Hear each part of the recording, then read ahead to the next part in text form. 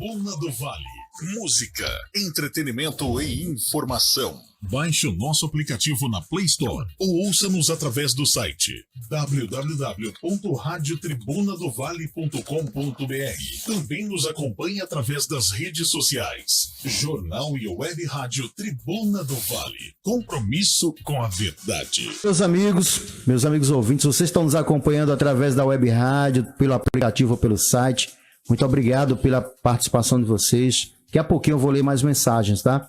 A partir de agora, a gente vai bater um papo com o professor Diego Armando, ele que é professor do IFAP, ele é engenheiro florestal e ele é o coordenador. Hoje eu pesquisei um pouco sobre o professor, ele é o coordenador de um projeto que veio desbravar, né? Veio trazer à tona aí para todo o Brasil, para todo o mundo, na verdade.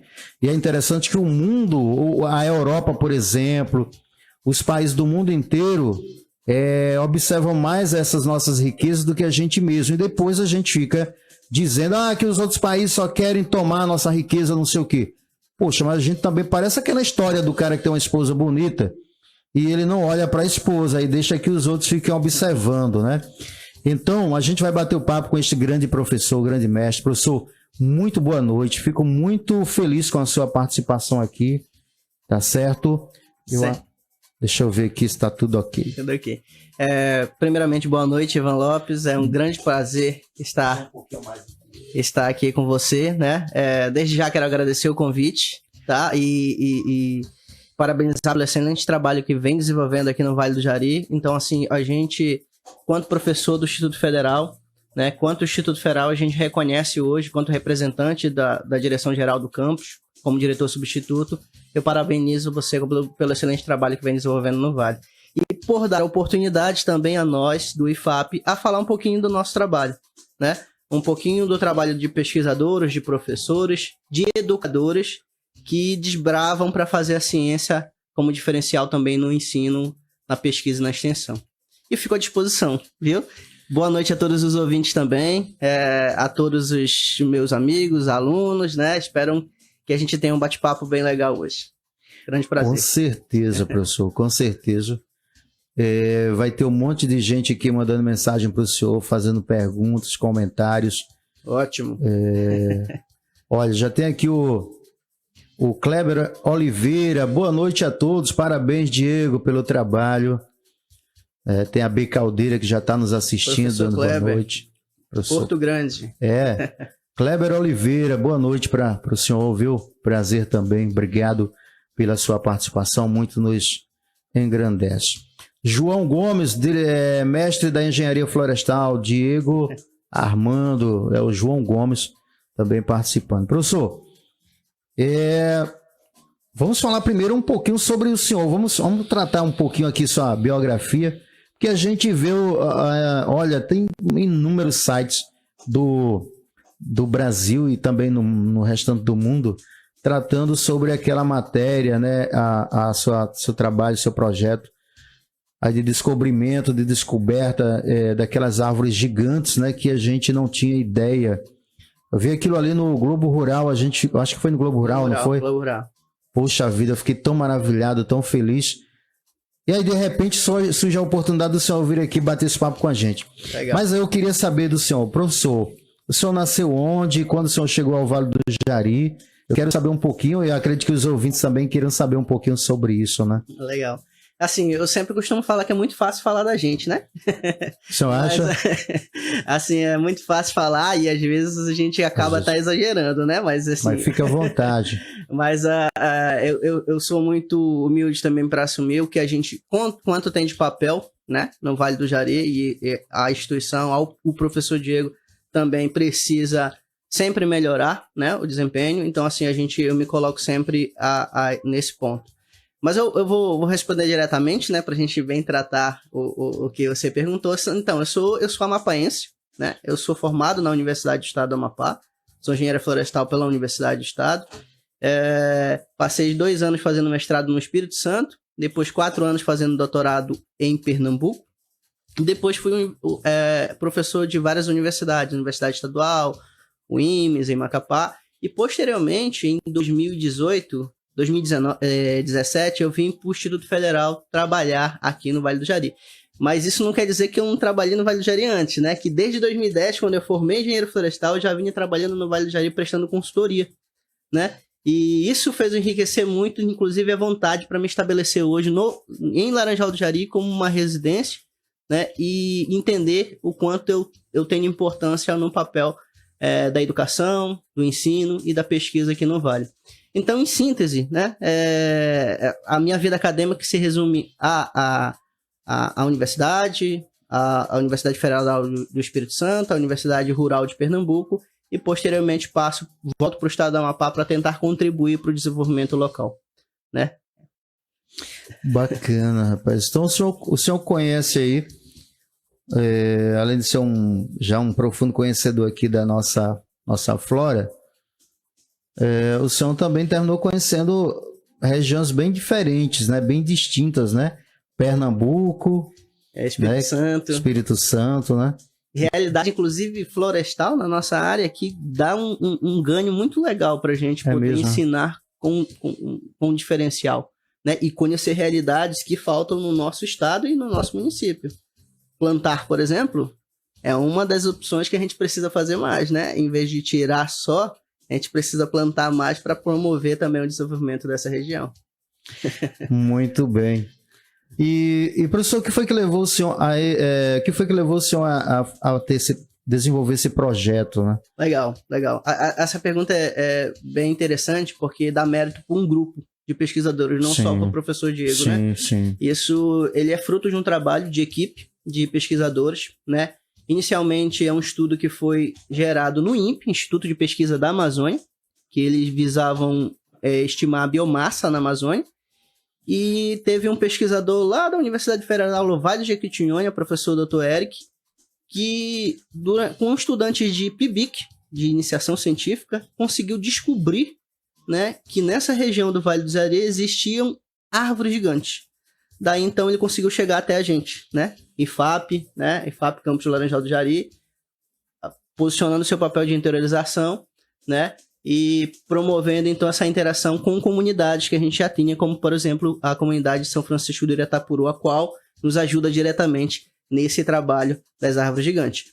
Então, esse professor, junto com o seu aluno de iniciação científica, ele conseguiu mapear através de uma metodologia que a gente chama LiDAR, né, que é um laser, né, que é colocado num avião e que ele vai mapear em 3D a floresta.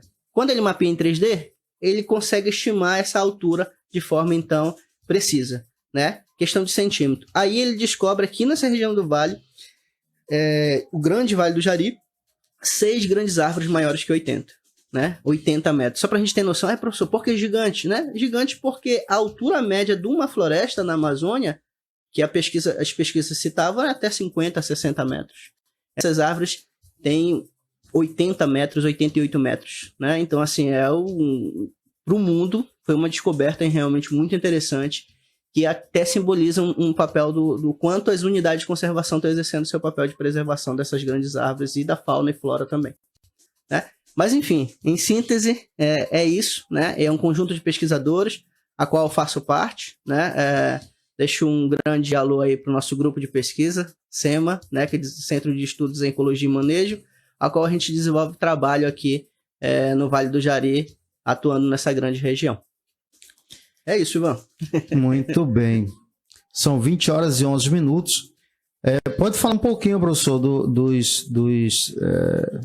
da equipe envolvida, né, dos outros membros, pode ficar à vontade, tá? Não, perfeito, né? Assim, a gente tem vários pesquisadores, né, que hoje participam. Por exemplo, né, na primeira expedição a gente teve pesquisadores de Cambridge, de Oxford, né, universidade realmente fora do Brasil, que vieram participar da expedição, que participaram da descoberta das maiores árvores. Então, assim, foram pesquisadores do Brasil e do mundo, né? Da Universidade do Estado do Amapá, é importante citar, importante parceiro a Embrapa, né? A Universidade Federal do Amapá também como importante parceiro. Então, assim, eu não quero citar nomes, senão eu acabo esquecendo de alguém, mas as instituições são muito importantes a ser citadas, né? Sim. E as instituições do Vale do Jari, por exemplo, como Fundação Jari ou Grupo Jari de modo geral, elas sempre nos dão apoio, sempre que necessário. Então, essas instituições realmente, meu agradecimento, né? E e conte conosco para realmente fazer essas pesquisas aqui na região. Muito bem. Professor, eu não lembro bem, na verdade não tive tempo de assistir novamente a matéria, né? O Globo Rural mostrou lá o sacrifício, né?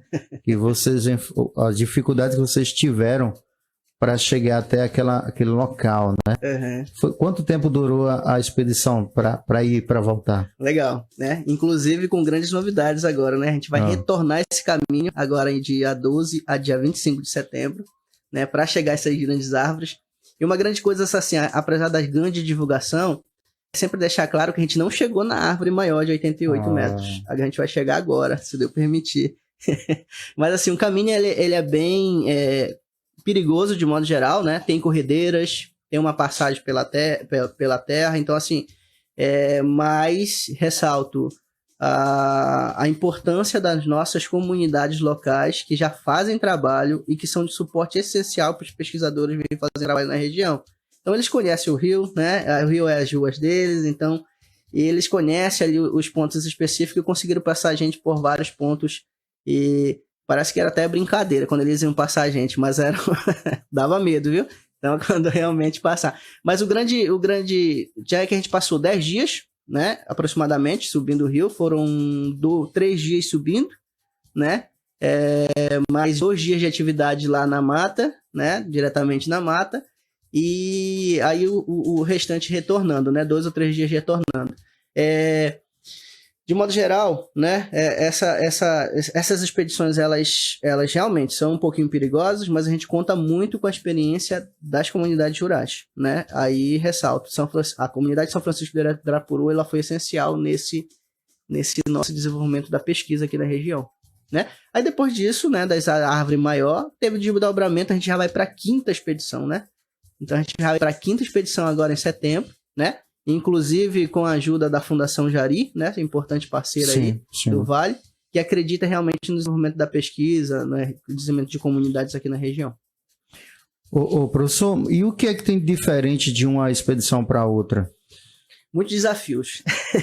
Planejamentos, na verdade, ele ocorre meses antes, bem até, nesse caso, até anos antes, porque, por exemplo, uma expedição para... O grande desafio nosso era descobrir dessas 6 árvores, quais as espécies em área. Então a gente precisava chegar, né? O satélite, o laser, ele só identifica que a árvore tem 80, mas a gente não sabe quais são. Então o nosso grande desafio era chegar nessa grande árvore e verificar quais eram as espécies. Para nossa grande surpresa, né? Todas elas maiores que 80 até o momento são engenhinhos vermelhos, né? De grande interesse madeireiro na região. Né? E também, eu gosto de ressaltar muito, uma castanheira de 66 metros, que é símbolo do desenvolvimento local e símbolo da preservação, da conservação e o uso da biodiversidade por comunidades daqui do Vale do Jari. Caramba, 66. Se caiu uma como não, aquela, como é que chama lá? Eu esqueci o nome daquele. Que tem as castanhas dentro. Sim, ouriço. Ouriço, obrigado, professor. Se cair um ouriço daquele acho que, sei lá, 66 metros. Bom, se cair em cima de alguém, deve enterrar a pessoa com tudo lá debaixo do solo, né? Porque é isso mesmo. E o grande desafio é assim, pessoas altas vão me entender muito bem, né? É como essa árvore se mantém em pé por tanto tempo, né? Com essa altura. Esse é o grande pergunta. Pois eu vi o senhor explicando em algumas matérias, então eu já sei. Né? Quer dizer, eu não sei se é definitiva, né, essa conclusão, mas é interessante, né? Mas as pesquisas, elas sempre trazem novidade. A grande novidade hoje, né, que eu também queria ressaltar, é um conjunto de pesquisadores de Santa Maria e Santa Catarina nos procurou para concorrer a um projeto para financiamento, de repente, de um turismo científico ecológico na região, né? Onde a gente dê suporte para a comunidade fazer o desenvolvimento com base, talvez, nessas grandes árvores, talvez na pesca, talvez receber pesquisadores do mundo todo dentro dessas grandes áreas aí, né? É um desafio, a gente vai tentar. Muito bem, estamos batendo papo com o professor Diego Armando, ele que é coordenador, um dos coordenadores. O senhor é coordenador, né? Porque a gente tem medo, né? Ah, não, tem outras pessoas. É um conjunto muito grande de pessoas, de cientistas envolvidos, pesquisadores, mas o senhor é o coordenador. Sim. Quando vierem outros também e forem coordenador, também vou falar, coordenador. Mas o senhor é o grande coordenador. Embora ele seja muito modesto, viu, pessoal? A gente percebe isso. Tá? Isso é uma característica das pessoas realmente e verdadeiramente inteligentes. O professor Diego Armando, ele é engenheiro florestal e é o coordenador daquele projeto Árvores Gigantes. Qual o nome mesmo? É Árvores Gigantes o nome do projeto, professor? Na verdade a gente começou a incluir nomes aí. Primeiro a gente começou o monitoramento de árvore gigante na Amazônia, depois a árvore gigante, mas a gente está sempre nessa a AG, né? A árvore gigante na Amazônia. Então esse é o grande desafio da gente aí com outro nome.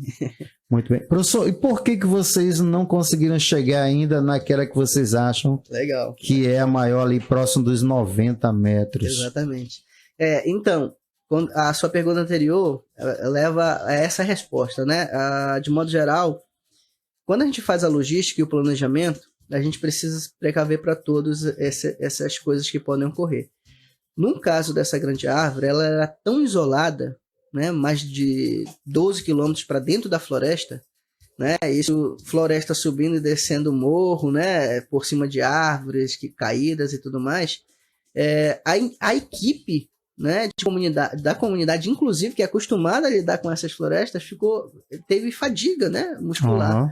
E a equipe, né, principalmente dos bombeiros militares que estavam com a gente, né, falou que seria a melhor opção naquele momento, né, a gente retornar para a gente não correr nenhum risco, né, de ter ali qualquer acidente. Então a gente, quanto pesquisador, né, a gente gostaria muito, até chora, né, mas depois a gente entende, não, nossa prioridade é a saúde da nossa equipe, né, e a gente precisou voltar realmente para chegar. Mas ali a gente chegou também em grandes árvores, 82 metros, né, já é grande árvore, como já mencionei. Mas aí ficou com gostinho de quero mais, né, que a gente vai repetir agora em setembro.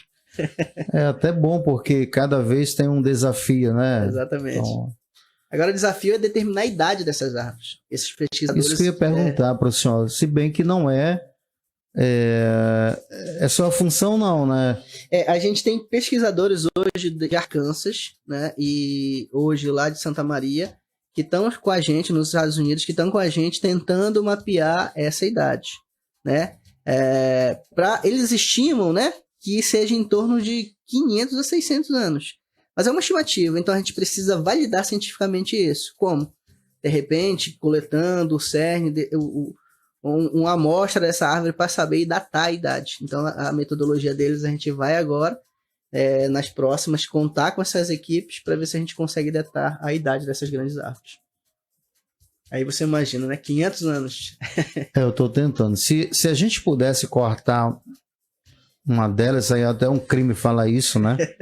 Seria mais fácil, né? Deve ter, né? Exatamente. Né? Mas aí eu acho que vocês vão fazer seria, sei lá, pegar uma outra árvore que tivesse caída, sei lá, e fazer tipo uma comparação. Perfeito, Ivan. Tá quase um engenheiro florestal já. A gente realmente... Chutei. A gente realmente faz essa estimativa, né? A gente chama de contar anéis de crescimento. Na Amazônia, a gente precisa...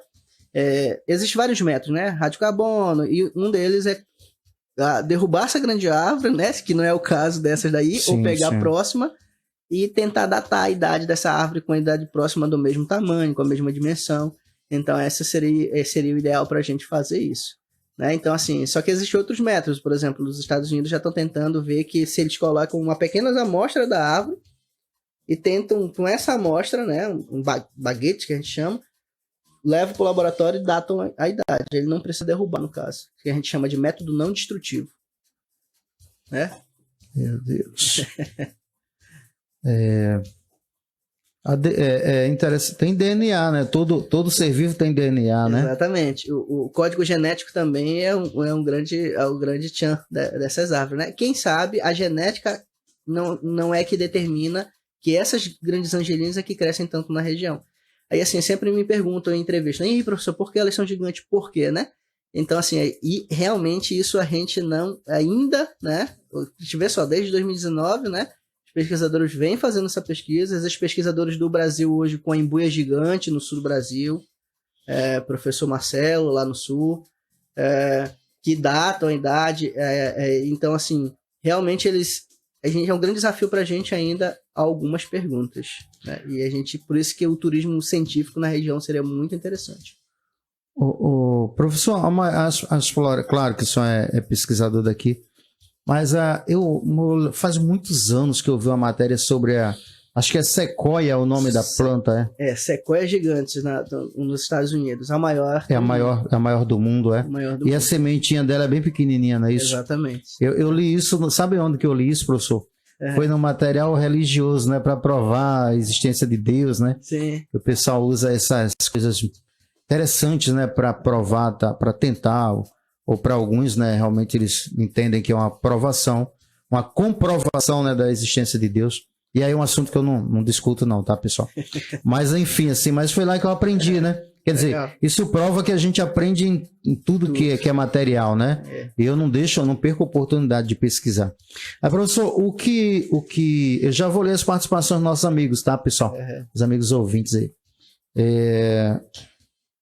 O que deve contribuir para o crescimento de uma planta dessa, eu imagino que seja o solo, relevo, acho que o relevo é super importante. Sim. Principalmente para a manutenção dessa árvore, né? Exatamente. Durante tanto tempo. Exatamente. E o clima, né? O clima também. Deve ter outros fatores, né? Mas eu acho que é basicamente isso. Inclusive, saiu um estudo recente na Nature, né? Sim. Que é uma revista de maior impacto no mundo, a gente considera na ciência aí, e que eles mencionaram que por exemplo, as árvores, elas vêm morrendo desde 1980, né? Vem tendo uma grande mortalidade de árvores em virtude, segundo esses pesquisadores, das mudanças climáticas, né? Então é um grande desafio também para essas grandes árvores. Imagine só, como eu mantenho o tamanho dentro de uma mudança climática, né? Aí eu tenho solo, eu tenho fatores genéticos, né? Eu tenho os fatores de relevo, como você já vai realmente determinando para ela se manter ali naquela região, porque essas árvores elas crescem em torno de grandes vales, né? Talvez aqui na região do Vale de Jari seja por isso, né? Que elas conseguem crescer tanto, né? E também pode ser associada à chuva, né? Grande índice pluviométrico aqui na região, o que faz, de repente, o desenvolvimento dessas grandes árvores aqui na região, né? Então, assim, são vários, né? Possibilidades. Muito bem. Rapaz, eu queria que o senhor voltasse outras vezes. Não é que a gente pode ficar até aqui, ó. São 20 e 25, a gente pode ficar até, não sei o seu tempo, como é que tá? A gente pode ficar até umas 9 horas. Não, tranquilo. Batendo papo aqui. Mas além disso, eu queria que o senhor viesse outras vezes aqui, porque é bom demais. Eu fico muito entusiasmado com... Agora eu vou ler as participações aqui dos nossos amigos. Posso até trazer os pesquisadores que vão vir com a gente na próxima expedição. Ótimo. Será um prazer. Será um prazer. Jussian Silva. Jussian, boa noite a todos. Diego Armando, grande pesquisador e professor, é excepcional. Indiana Jones da Amazônia. Já tem um slogan aqui. O Jussian é parente do João Cier, não? Será? Ele é da Fundação Jari, né? Deve ser. Jussian, se for Jussian, me afirma aí, porque parece o nome, né? Eu não consigo ver a foto dele aqui, mas se for do meu amigo João Cier, aproveitar e mandar um abração para o João Cier, independentemente de ser ou não, irmão. Fátima Parla, boa noite, mestre. Boa noite, querida. Tá falando do mestre, deve ser os dois aqui, principalmente você, que tem uma formação superior à minha. Jussian Silva, árvores gigantes, uma relíquia amazônica. Luiz Carlos, boa noite, professor Diego e Ana Líbia. Ana Líbia. Deixa eu ver. Boa noite, professor Diego. Ana Líbia, eu acho que é Ana Líbia. Ana Líbia. Deixa eu ver aqui quem mais. Samuel Roque, boa noite, professor Diego. Luiz Carlos, Ana Líbia da primeira turma da gestão ambiental. Só lembra? Lembro. Professor, sempre o aluno pergunta, lembra de mim, professor, né? Lembro de todos os meus alunos, eles sabem que eu chamo eles pelos nomes. Isso é muito interessante, viu? O questionamento dos nossos colegas Relíquia da Amazônia. A Promotoria de Meio Ambiente lançou recentemente um projeto de lei, né? que determina que essas árvores do estado do Amapá, ela deve ser protegida por lei, né, que se torne um monumento, né, de preservação da Amazônia. Isso é muito interessante para a gente, né? CNN ontem entrou em contato, por exemplo, para verificar a possibilidade da gente estar conversando sobre quais dos critérios a gente vai determinar para preservar essas grandes árvores. Isso a gente agradece a Promotoria de Meio Ambiente de Macapá, que está na frente desse grande demanda aí como projeto de lei. Marcelene Pimenta, eu acho que ela é a aluna sua atual, viu?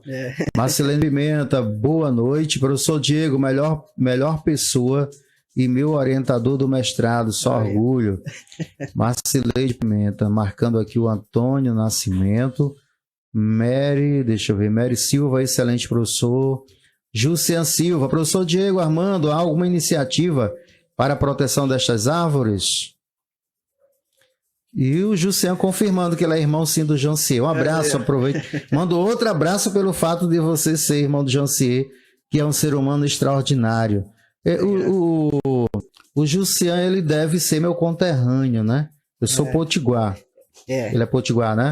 Também. Um abração. Mais outro abraço para você, potiguar, conterrâneo. Legal. Então, José, obrigado pela pergunta, né? Como eu mencionei anteriormente, hoje, né, a Promotoria de Meio Ambiente de Macapá, ela está com essa iniciativa de criação do projeto de lei para as árvores do estado do Amapá, tá? Que estão no estado, né? Porque é a área de abrangência.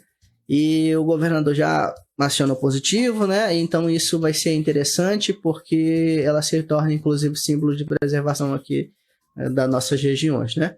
Isso é importante, inclusive, para a gente estudar vários fatores que estão associados a esses crescimentos, né?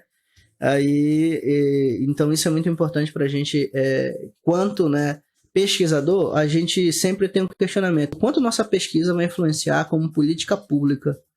Então, assim, quanto pesquisador, a gente fica muito satisfeito que isso realmente está se tornando uma iniciativa, né, do poder público para a preservação dessas grandes árvores. Muito bem. Evandra Xavier, boa noite a todos. Boa noite, professor Diego. Poxa vida, não consigo entender aqui. Proprietário da FLO 19.2. Eu acho que é alguma coisa a ver de turma, né? Turma Floresta Subsequente 19. Meu Deus, mas aí o celular ele enlouquece, né? O corretor ortográfico, meu Deus, tem vezes que eu escrevo uma coisa e, cara, manda outra mensagem que nada. E o pior é que às vezes a gente acaba enviando. Eu, por exemplo, envio sem perceber que o celular deu uma loucura. Deixa eu ver aqui, atualizar aqui as mensagens. Deixa eu ver. São 20 horas e 30 minutos, nós estamos conversando com o professor Diego Armando, ele que é professor do IFAP, engenheiro florestal, uma das pessoas, um dos grandes coordenadores que está à frente daquele projeto Árvores Gigantes da Amazônia, que é aqui da nossa região, viu, pessoal? Vocês viram, meu pai ele tinha uma vontade, mas enfim, eu acho que a vontade dele não era maior do que o medo, não. Meu pai ele tinha uma vontade de vir para o Amapá, viu, Diego? Só para ver árvores grandes, porque a gente, lá no Nordeste, a gente nunca via uma árvore muito comprida, muito alta. As árvores, você conhece melhor que eu, a flora do Nordeste típica, né, do semiárido, não falar do Nordeste, né? Nordeste é enorme, né? Semiárido nordestino, as plantas são aquelas troncos retorcidos, né? Aqueles galhos cheios de espinhos. A gente tem umas plantas lá que são um pouquinho mais retas. Meu pai tinha um amor por uma árvore chamada pereiro. Ah, legal. Que é uma árvore... Conhece lá do Nordeste? Sim. Ela é cheia de nó, mas ela é um pouco mais reta. Ela cresce. E aí tem uns galhos assim.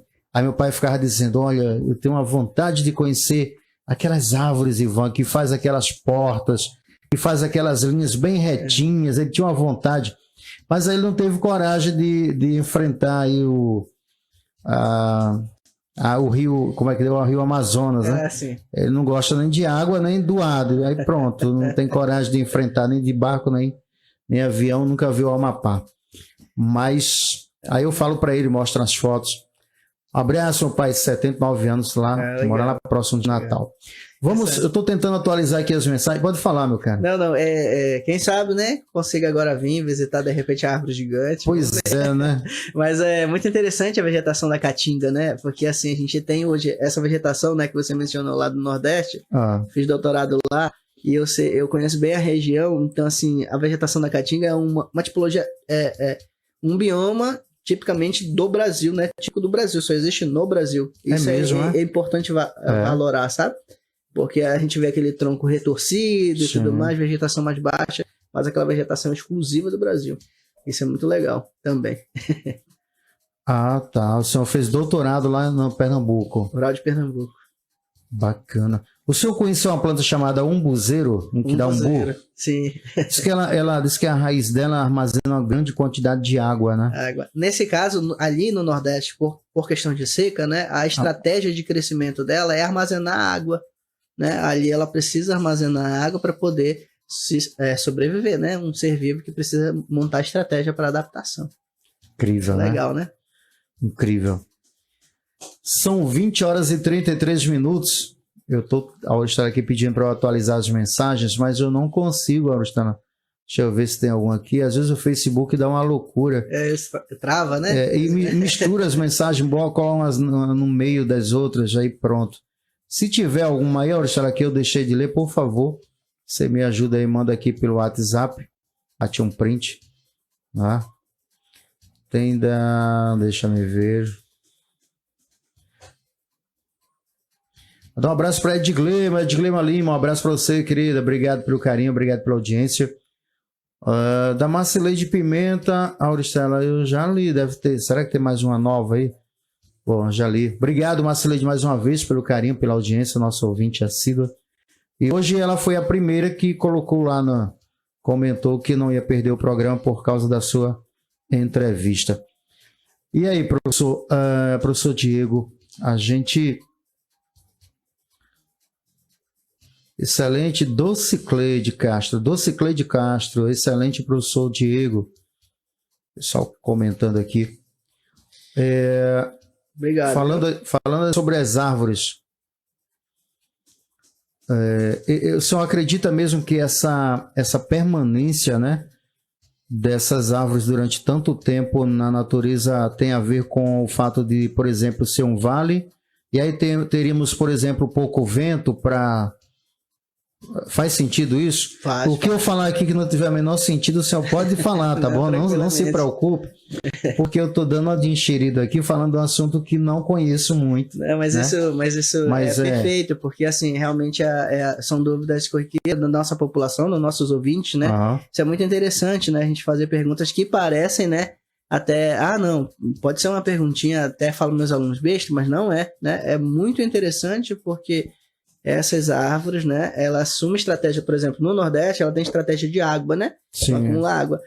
Aqui na Amazônia, a estratégia da árvore é por luz. Então, elas vão competir e crescer em relação à luz. Então, porque existe uma concorrência muito forte ali embaixo, Sim. né?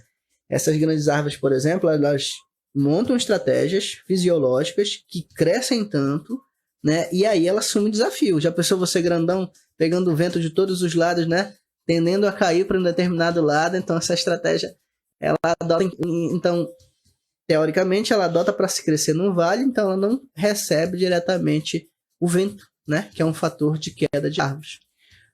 Professor, é interessante a sensibilidade, eu amo plantas, eu amo plantas. Uma coisa que me dói muito é eu ter que cortar uma planta. Mesmo essas plantas que as pessoas às vezes não dão muito valor, a mangueira, um cupuaçu, uma goiabeira, eu cortei uma vez, tive que cortar uma goiabeirazinha aqui, que nasceu aqui na frente, mas enfim, tinha que cortar mesmo, não tinha jeito. Mas doeu porque eu nunca comi mais uma goiaba tão gostosa igual aquela.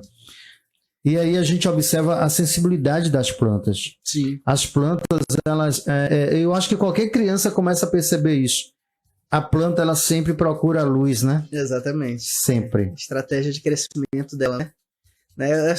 Eu só tenho grandes novidades da estratégia, são as árvores da caatinga, né? Que elas necessitam, nesse caso, de água, porque é uma estratégia de sobrevivência. Já a maioria das árvores... Se elas pudessem, se esconderia de tanto sol, né? De sol.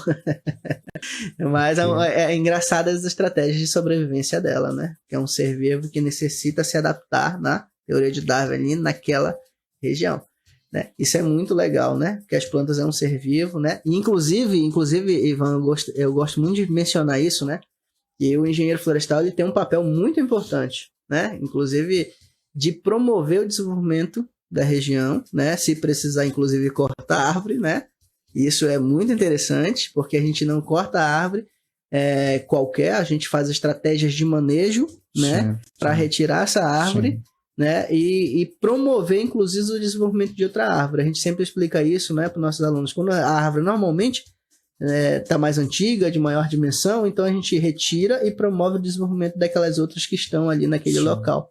E isso promove, inclusive, o crescimento mais acelerado, como, por exemplo, o acúmulo de carbono nessa região. Né? Isso é bem legal, porque tira aquele mito, né, de que realmente a gente não pode derrubar a árvore. A gente pode derrubar como estratégia de desenvolvimento local, estratégia de desenvolvimento, o manejo florestal sustentável, para promover, inclusive, o crescimento das outras ali na área. Karina Santa Rosa, boa noite, professor. Sou aluna da turma de Engenharia Florestal 22.1 e FAP primeiro semestre. Aprendemos muito com o senhor. Eu imagino, viu? Danilo Sorato, sensacional, professor Diego Armando Silva. Professor, tem alguma...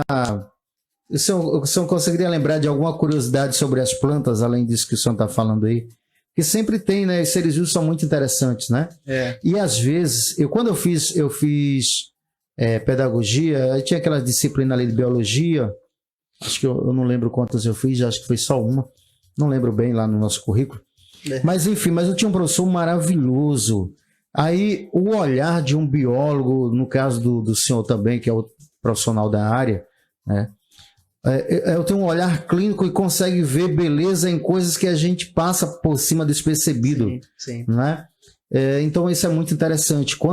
É totalmente diferente. Você pega uma turma de alunos e não tem de repente um profissional desse, ele vai passar não vai enxergar nada de interessante. Mas o engenheiro florestal deve conseguir observar coisas minúsculas ali que passa despercebido pela maioria das pessoas. E aí você consegue, né, encontrar coisas e mostrar para as pessoas coisas incríveis da natureza, né? É um grande desafio para a gente, né? Então, assim, realmente a gente consegue perceber algo. Por exemplo, a gente lançou recentemente, inclusive, mando um abraço para o professor Robson lá da UEAP, né? Que coordenou esse artigo científico numa revista da Suíça, né? Com o fator de impacto aí, uma revista A1, né? Que para a gente da ciência é alto, né? E a gente falava da diversidade dessas grandes árvores na região. O quanto é diversos em relação a outra árvore. Um exemplo bem legal dessas árvores que nós estudamos é que ela, de modo geral, acumula mais de 70% ali de carbono, né? De carbono, biomassa e carbono dessa área ali na região. Ou seja, ela está contribuindo muito, inclusive, para os efeitos de mudanças climáticas, né? Então é uma grande questão isso daí, e a gente mapeia a diversidade dela, né? O quanto diverso é essa região que ocorre as grandes árvores. Aí um artigo bem recente, né, do professor lá do Pinho, lá do Rural de Pernambuco, ele menciona exatamente isso, que as grandes árvores ela têm um papel ecológico muito interessante, né? A ecologia em si, ela na sua altura, né, por ser grande, nas suas copas acumula vários animais, né, flora e fauna, né,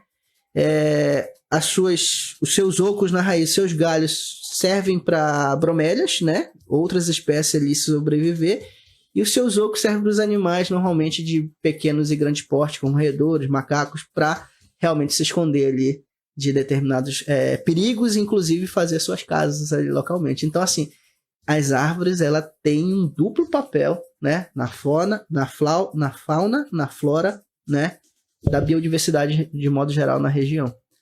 Então, assim, essas árvores gigantes ela desempenham um papel ecológico muito importante e que é um grande desafio para a gente entender. Professor, eu já fui mais ignorante do que eu sou hoje. E aí, algumas vezes eu falava assim, que tem um discurso, a gente não vai entrar para esse lado aí, senão a gente acaba correndo até tendo problemas com a segurança. Mas, enfim, algum tempo atrás, muito tempo atrás, para falar a verdade, eu ficava dizendo assim, olha, o que esse pessoal quer saber da Amazônia? A Amazônia é nossa, esse pessoal, esses europeus aí, esses americanos, acabaram toda a floresta deles e agora estão de olho na nossa floresta. Por quê? Eles estão querendo roubar nosso patrimônio, não sei o que e tal. Eu tinha esse discurso. Uhum. Só que assim, hoje eu percebo, a gente pesquisa só um pouquinho, a gente já começa a descobrir e faz todo sentido. A Amazônia, ela tem não, na verdade, não somente a Amazônia, quer dizer, não é porque todo mundo fez errado que a gente vai fazer, né, professor? Exatamente. Nós conseguimos evoluir. Hoje ainda existem discussões sobre a importância da floresta. Agora imagina há 500 anos, 300 anos, 200 anos atrás. Uhum. Tá? Uhum. Então, assim, eles destruíram lá, ok e tal, mas eu acho que é suicídio, né? Eu penso, e aí o senhor concorda comigo, fica à vontade, viu, professor? Concorda comigo ou não, por favor, fica à vontade, que é democrático.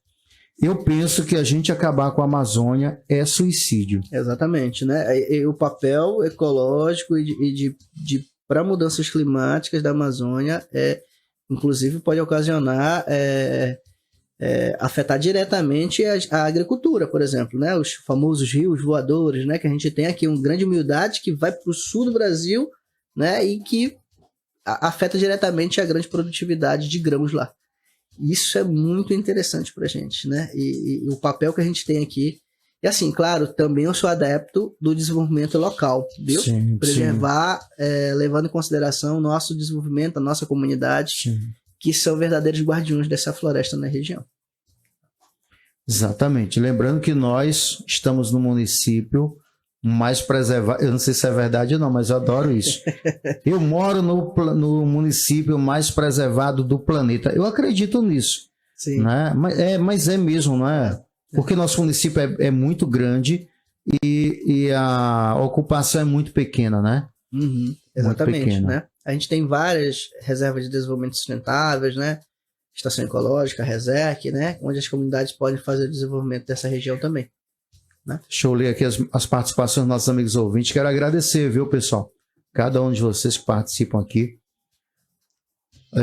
Marcileide Pimenta, um programa cheio de informação, fantástico. Parabéns, professor Ivan.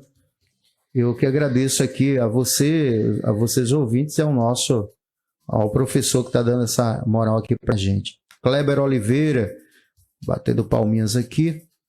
E tem o João Gomes. João Gomes, que não é o cantor, né? Professor Diego, não sei se ele canta, viu? João Gomes, desculpa, tá? Pela brincadeira. De repente ele canta e é até melhor que o outro lá mais famoso, né?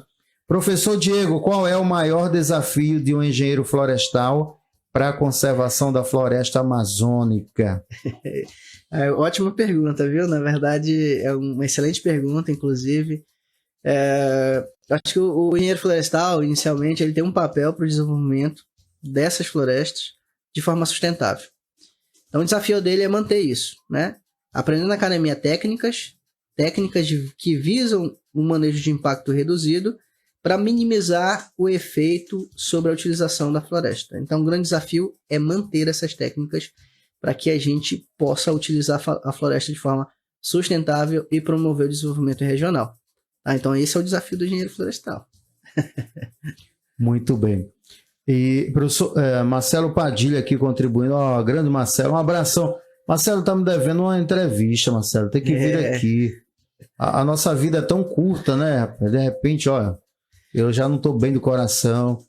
Marcelo Padilha, 94% de área preservada aqui no município de Laranjal do Jardim. Exatamente, né? É muito, né? Inclusive, um grande abraço para Marcelo Padilha, nosso diretor do departamento administrativo do IFAP, né? E assim como os professores Danilo, né? Zurato, que inclusive, viu, Ivan? Esses professores fazem um grande trabalho aqui na região também, né? E futuramente, quem sabe, pode estar contribuindo aqui com você. São grandes pesquisadores que realmente chegam nessa região para contribuir, né, com a educação, né, com a pesquisa e com a extensão também, né? Muito bem.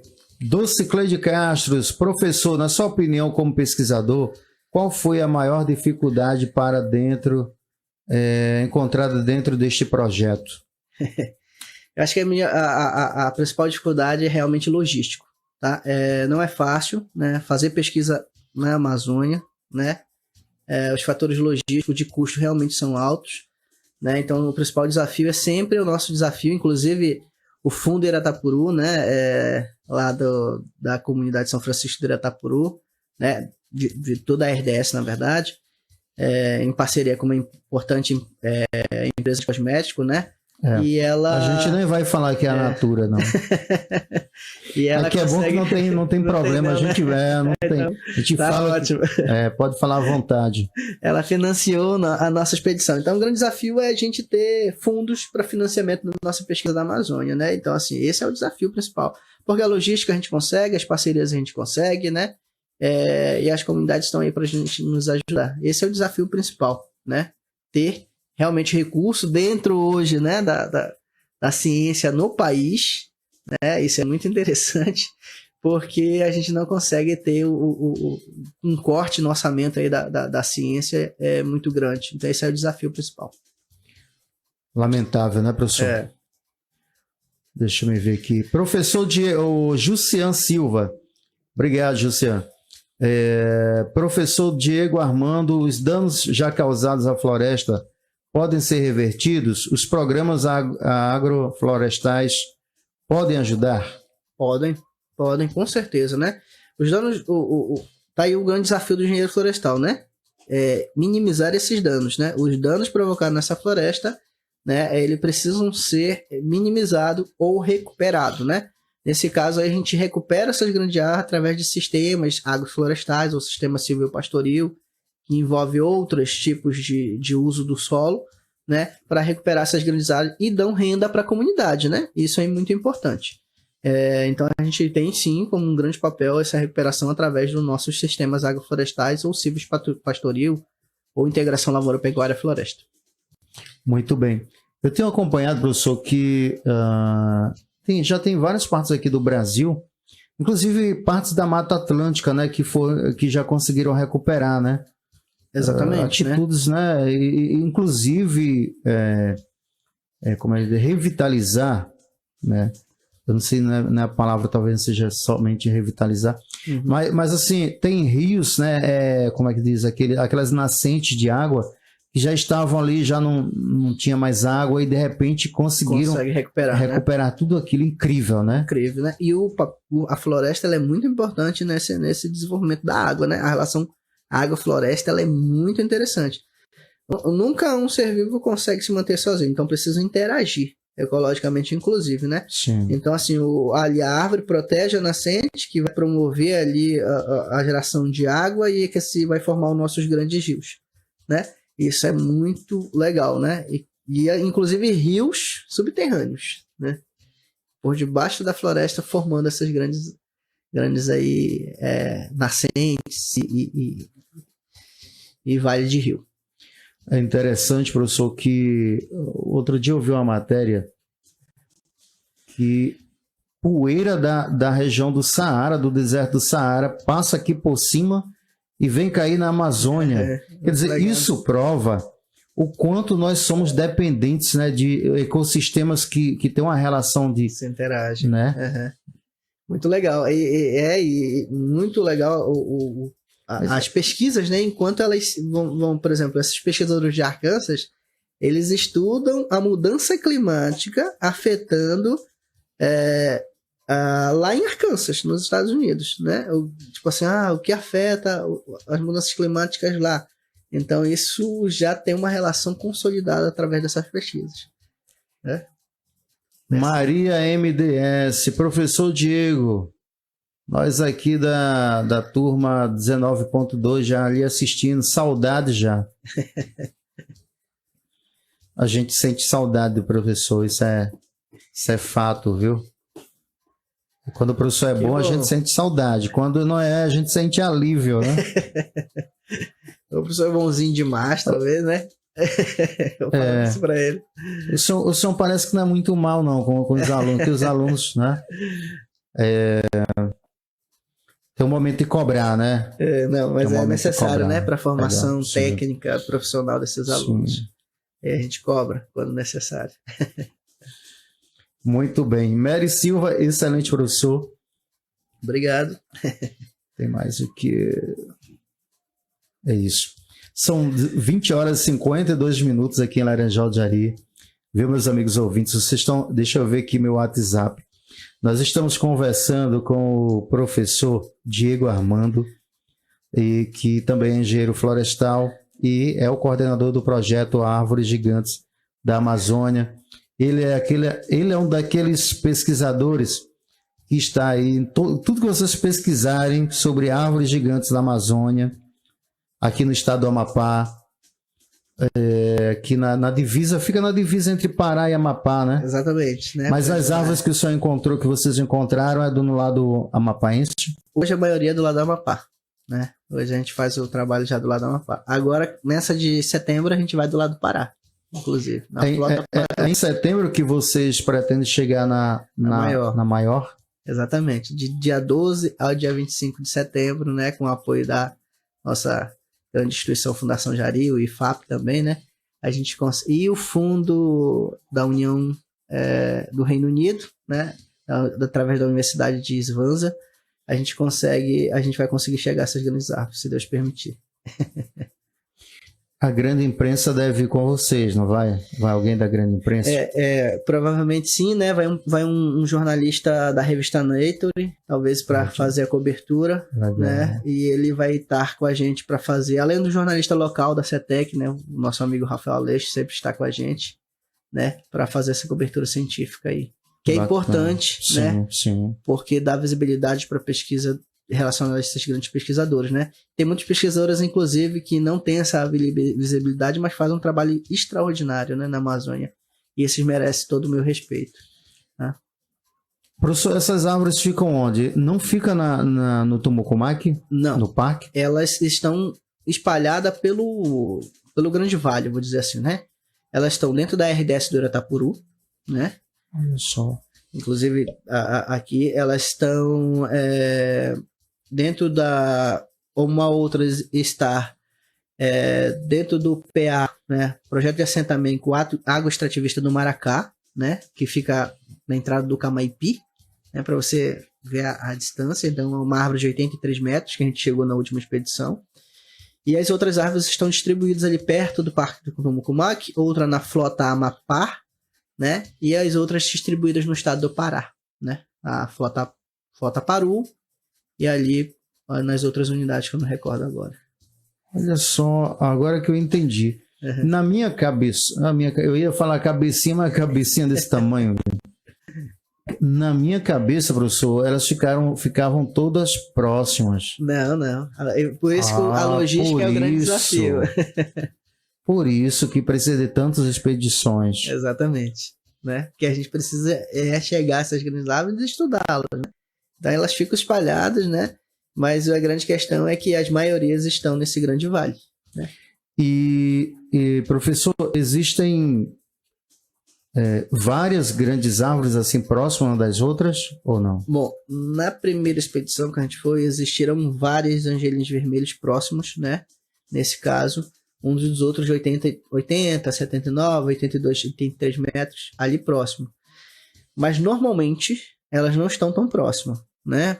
Esse exemplo que eu acabei de dar, uma está na RDS do Iratapuru, outra está no PA Maracá, outra está subindo o Rio Jari, né? Então, assim, a logística para isso a gente precisa definir ao longo desse tempo de planejamento, né? E esse é o grande desafio, elas não estão tão próximas. Essas grandes maiores que 80 não são tão próximas, não. A polinização eu não sei se é um assunto que compete o senhor fazer pergunta difícil. Mas é curiosidade minha. A polinização, por exemplo, como é o nome dessa árvore aí? Angelim. Uhum. Ela é feita através de quê? É o vento, o inseto, o que é que... Olha, excelente pergunta. Inclusive, assim, se eu estiver falando besteira, se algum pesquisador estiver escutando, aí pode ficar à vontade para me corrigir. Mas, assim, existe a polinização, inclusive o mangangaba, na região, né, que poliniza... Eu sei qual é. Que poliniza a castanheira, né? provavelmente pode ser um dos polinizadores, né? Existe um pesquisador de lavras, inclusive, que pesquisa somente esses insetos, né? Que faz a polinização dessas árvores. Então, assim, segundo a teoria dele, pode ser que as mangangabas também façam polinização dessas grandes árvores, né? Olha que legal. Mas a castanheira já é comprovada que ela é para mangangaba, faz a polinização. Bacana. E essas árvores que vocês identificaram, que vocês tiveram acesso a elas, os ribeirinhos, as pessoas da comunidade já tinham observado antes? Algumas delas, pelo menos? Bom, legal. Na verdade, assim, inclusive a gente recebeu mensagem, né, durante as entrevistas de vários e ouvintes também, né, falando, professor, aqui na região tal, região do Pará, do Amapá, existe uma grande árvore, muito grande. Provavelmente esse pode existir, inclusive, porque essa amostra que a gente trabalhou com o INPE, ela só mostrou 0,1% da Amazônia. Olha só, a gente trabalha com amostra. Então, toda a Amazônia, a gente só mostrou 0,1% dela. Nesse 0,1% amostrado, mapeado, a gente encontrou árvores gigantes. Pode ser que existam árvores maiores do que isso? Sim. Só que a nossa amostra não pegou. Né? Então, assim, e o custo para fazer o mapeamento da Amazônia toda é muito alto. Então, ele teoricamente não compensa por essa tecnologia de última geração. Então, assim, os comunitários podem, inclusive, chegam em grandes árvores que pode ser maior que a gente já tem monitorando. Mas até então, por pesquisas científicas validadas, essas são as maiores na Amazônia, né? Na Amazônia toda. Então, assim, é claro que pode existir outras, né? Por exemplo, a castanheira, inclusive, é uma relação bem interessante. A castanheira, ela tem grande diâmetro. Essas árvores de angelim vermelhos, ela não tem tanto diâmetro tão alto, mas elas crescem em altura muito alta, né? E a castanheira já compensa em termos de 10 pessoas ali para abraçar uma, né? Imagine só, assuma uma, né? Tem várias outras espécies ali na região. A copa do angelim é larga também, não? Inclusive o que determina essa grande altura é a copa, né? Ela vai soltando galhos com grandes dimensões, né? Que parece uma outra árvore, né? Que vai fazendo estratos na floresta e vai permitindo que ela cresça. Uma estratégia, inclusive, de crescimento dela, né? Para ela pegar a luz, para ela poder fazer a fotossíntese e fazer os procedimentos fisiológicos dela. Legal. A floresta, ela nos ensina também, estou observando aqui, vou trazer para o aspecto econômico, comercial, do ponto de vista de marketing também. A floresta, ela nos ensina que a concorrência faz a gente crescer, né? Exatamente. Se a gente tiver competência, né? Exatamente. E a gente precisa montar estratégias para crescer. Para crescer. Muito bem. Diego, aliás, desculpa, é o Luan Figueiredo. Alô, Luan, um abraço para você. Luan Figueiredo é filho do grande, saudoso Lúcio Figueiredo. Nosso aluno. Luan, gente boa. Luan Figueiredo, parabéns pelo trabalho, professor Diego. E temos acho que é Brian, né? Uhum. B-R-I-A-N. Brian. Eu não sei falar inglês. Só inglês cearense. São 21 horas. Olha, já são 21 horas e 1 minuto. Mas o assunto tá bom. Deixa-me ver aqui. Eu não tenho como verificar aqui a audiência, mas eu quero agradecer aqui no aplicativo. Pessoal nos acompanhando pelo site, pelo aplicativo, muito obrigado. Quero mandar um abraço muito especial para o seu Cláudio, lá no Minibox Souza. Meu amigo e toda a família de Giovanni Portela, obrigado pelo carinho, obrigado pela audiência. Doutor Midões, muito obrigado. Quero agradecer aqui o Francisco Barbosa, que demonstrou interesse, apresentou olha, professor Ivan, tem uma pauta muito bacana para o senhor fazer. Eu quero muito agradecer, viu, Francisco Barbosa. Obrigado, meu parceiro, faz matérias pra gente aqui. Legal, obrigado, Francisco, também, viu, gente pela boa. oportunidade. Eu que agradeço. São 21 horas, mais 1 minuto aqui em Laranjal de Jari. Obrigado a vocês pelo carinho, obrigado pela audiência, obrigado por tudo.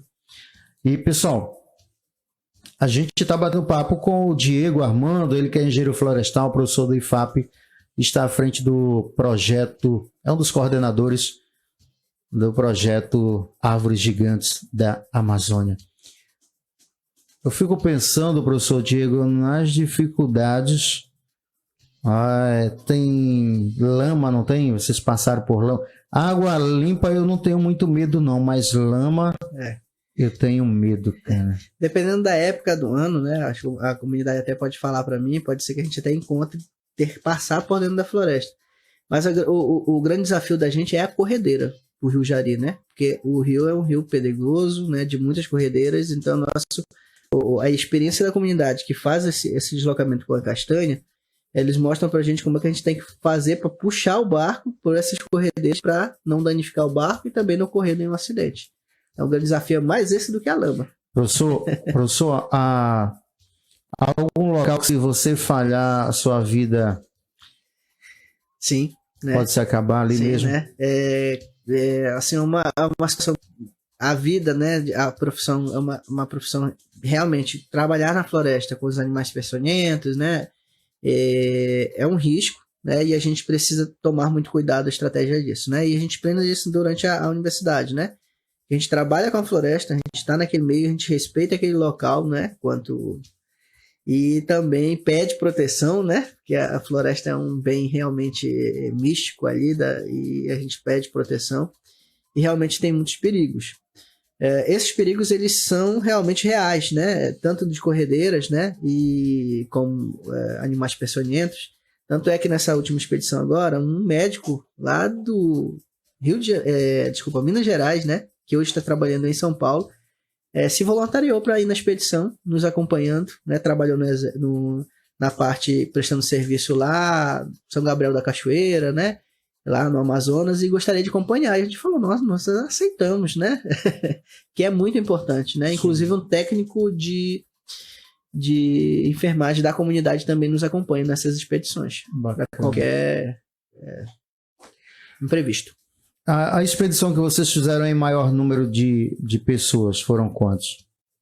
30 pessoas, né? Só que desses 30, né, 4 embarcações, né, muitos membros da comunidade, né? Isso é importante porque eles que guiam a gente, né? E alguns pesquisadores. Então a maioria deles são membros da comunidade, né? E a equipe de repórter do Globo Rural que acompanhou a gente, né? O Zé, né? Que fez um trabalho extraordinário lá, né? nessa grande descoberta que a gente teve lá. Tá? É isso. Bacana.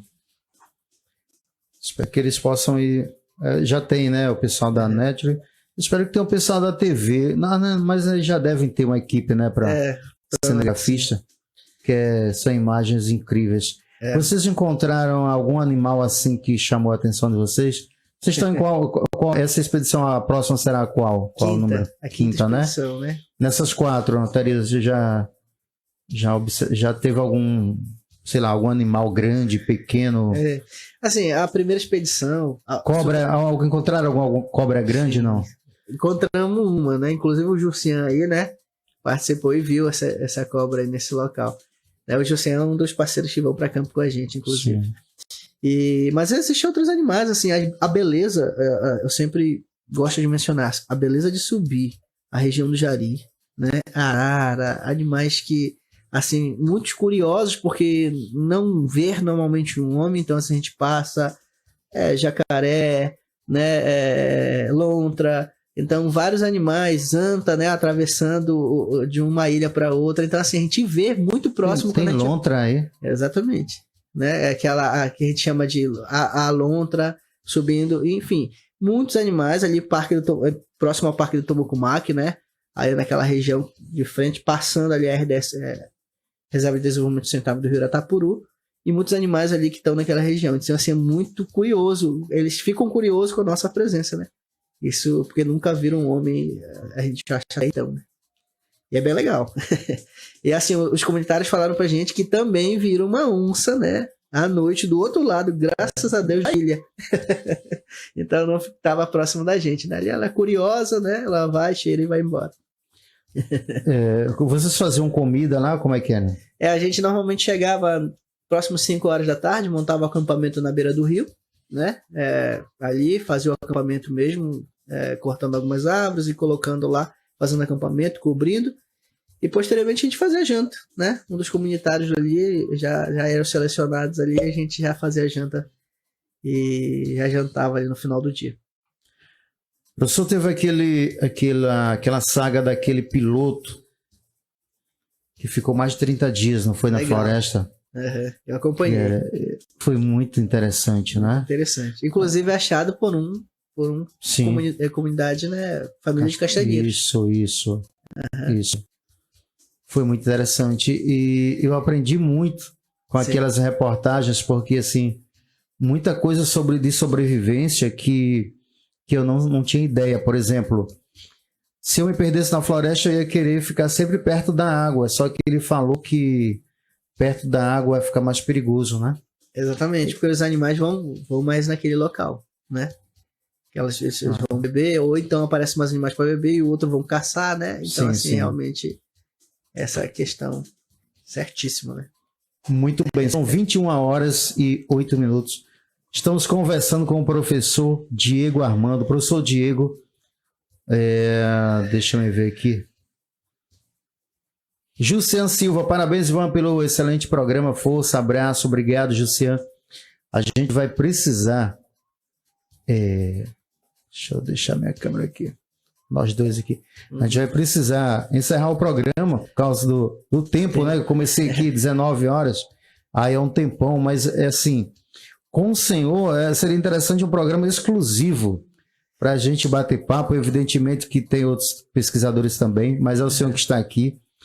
E assim, quero muito parabenizar pelo trabalho de vocês, trabalho fantástico. Eu fico muito feliz com todas as descobertas positivas da nossa região. Isso é legal. Nossa região, ela é linda.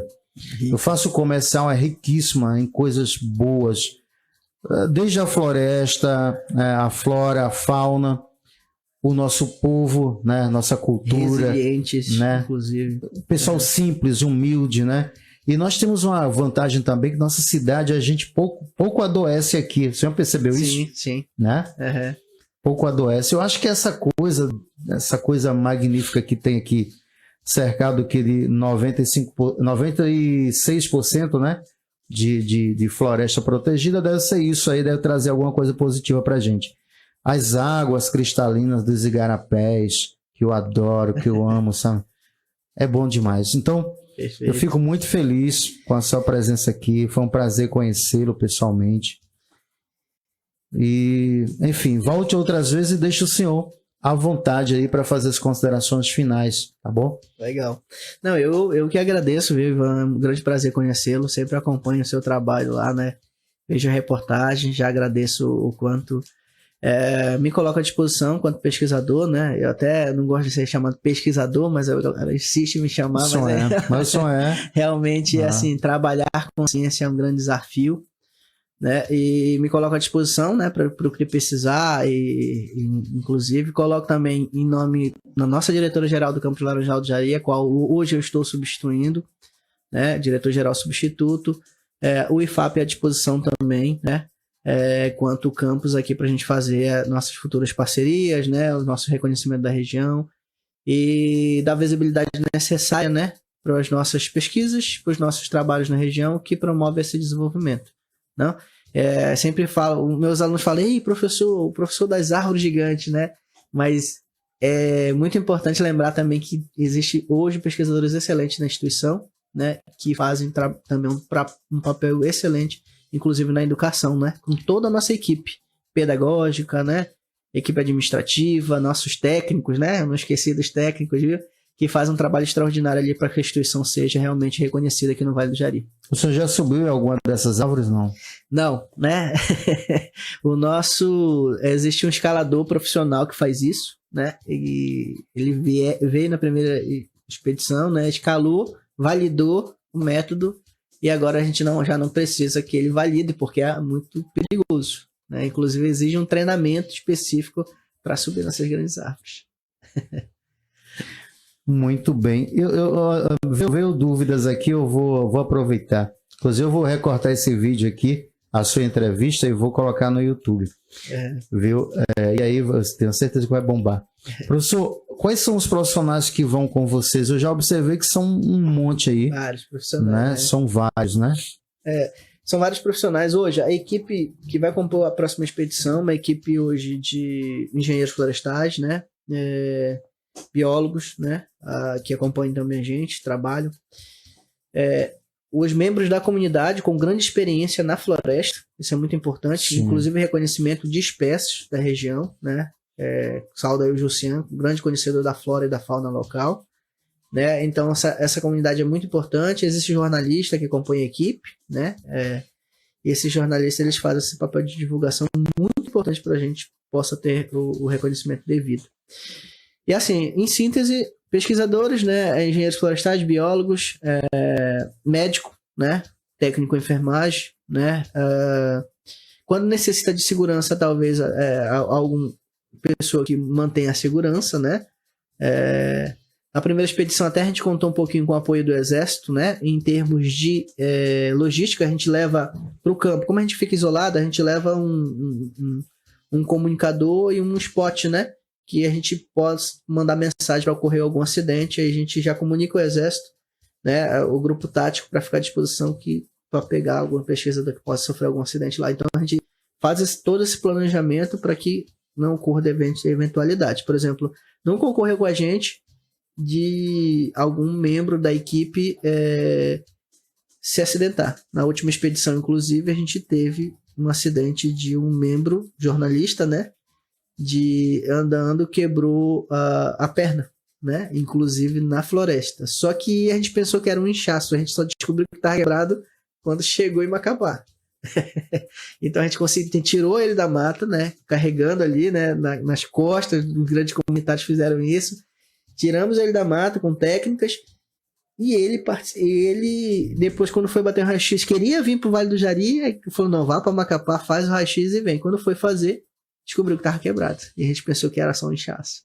Então, ocorre, né? E a gente precisa estar precavido em relação a isso daí. Interessante, muito interessante. 21 horas e 14 minutos. O senhor nasceu em Macapá, professor? Eu nasci em Macapá. Sou de Santana, minha família é de Santana, né? Seus pais são vivos? Minha mãe é viva, né? E meu pai já é falecido, né? Mas a minha mãe trabalha na área de construção civil há muitos anos, então assim, eu já estabeleço em Santana, né? Moro muito tempo em Santana. E de 4 anos para cá, hoje 4 anos e meio, né? Quase 5, moro no Vale do Jari, né? Moro em Laranjal do Jari. Né? Estabeleci aqui. O senhor tem irmãos? Tenho irmãos, né? Nós éramos 10 irmãos, olha só que legal. Meu Deus! e assim a gente aí trabalha também em diferentes áreas. Mas o grande legal é que sempre trabalhando no estado, né? Isso é importante. Na educação, foi só o senhor ou tem mais? Na educação foi só eu, né? Foi para os caminhos da educação. São todos normais os outros. Não, grandes desafios aí. Eu falei, o único que fugiu da área da engenharia civil foi eu, que fui para engenharia florestal. Ah, foi?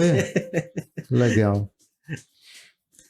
21 horas e 15 minutos. Professor, deixa esses restinhos aí, esses minutinhos para o senhor se despedir. Quero muito agradecer de coração, viu, ao público aqui, o seu fã-clube aqui formado pelos alunos atuais, ex-alunos, e todo o público, os parceiros que estavam aqui participando, mandando mensagem, as pessoas que ainda vão acompanhar, nem Sim. sempre as pessoas, né? As pessoas já sabem que fica gravado, depois vão lá. Às vezes a gente consegue o triplo de audiência depois que está gravado. Sim. Né? Então eu quero muito agradecer ao pessoal que nos acompanhou, que participou, que mandou mensagens, e o pessoal que também vai nos acompanhar. E agradecer ao senhor, à instituição, às instituições, todas elas que estão envolvidas, parabenizá-lo por esse trabalho. O que eu agradeço, na verdade, nossos alunos, viu? Isso é muito importante. Eu sempre falo para eles o quanto a gente tem um papel, né? E assim, eu quero eles como meus colegas de trabalho, como os pesquisadores, e eu incentivo sempre essa participação. Agradeço a eles, agradeço também ao todo o público ouvinte do Vale do Jari, né? As comunidades, né? Os grandes empresários aí locais.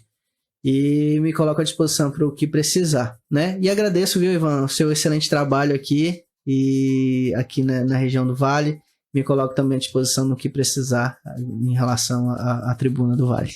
Muito obrigado, viu?